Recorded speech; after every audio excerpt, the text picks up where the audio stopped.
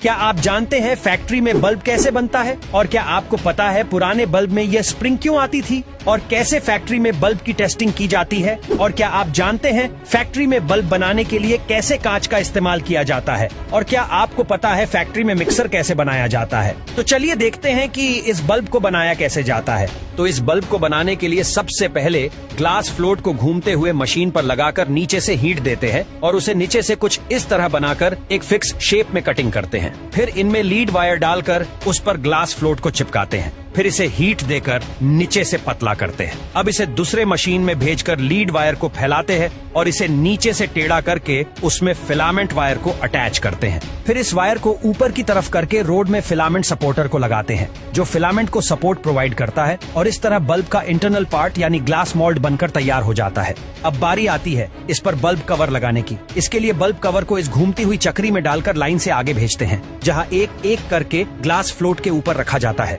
फिर fibre cover को नीचे से हिट देकर एक्स्ट्रा पार्ट को रिमूव करते हैं और नीचे से दबाव देकर ग्लास फ्लोट के साथ चिपकाते हैं। फिर इस बल्ब को दूसरे मशीन पर रखकर नीचे लगे ग्लास फ्लोट को कटिंग करती है। अब बल्ब के ऊपर कंपनी का फ्रेंड लगाकर ऊपर मेटल केप को लगाते हैं और अंदर से निकले एक्स्ट्रा वायर को कटिंग करके मेटल केप के ऊपर मेटेलिक लगाकर ऊपर इंसुलेटेड लिक्विड को लगाते हैं। फिर इन बल्ब को टेस्टिंग रूम में भेजकर होल्डर में लगाते हैं और जब बल्ब ग्लो हो जाता है तो उसे बॉक्स में डालकर पैक करते हैं और आपके मार्केट में भेजकर आपके घर को उजाला करते हैं, जिससे आपका बल्ब पूरी तरह बनकर तैयार हो जाता है। Mixer manufacturing process. मैन्युफैक्चरिंग की इस प्रोसेस में सबसे पहले प्लास्टिक मोल्डिंग मशीन की हेल्प से इसके शेल्फ यानी आउटर साइड वाले पार्ट को तैयार किया जाता है। इस पार्ट को तैयार करने के लिए सबसे पहले हाई क्वालिटी कार्बन फाइबर के साथ रेड प्लास्टिक का यूज किया जाता है। यह प्लास्टिक इसकी आउटसाइड बॉडी को स्ट्रेंथ प्रदान करता है। ये मशीन इस प्लास्टिक को पिघलाकर इसके मिक्सर वाले शेप को तैयार करती है। इस प्रोसेस के बाद इस मिक्सर की मोटर को तैयार किया जाता है, जिसके लिए कॉपर के साथ आयरन वायर का भी यूज किया जाता है। यहाँ एक ऑटो रोबोटिक मशीन द्वारा अपने ऑटोमेटिक पार्ट से कॉपर की वाइंडिंग की जाती है। दोस्तों, ये मोटर जल्दी ही बनकर तैयार हो जाती है क्योंकि इसके आउटर शैल को तैयार नहीं करना पड़ता है। इस मोटर मैन्युफैक्चरिंग के बाद अब इन मोटर पर लगने वाली ब्लेड्स को तैयार किया जाता है,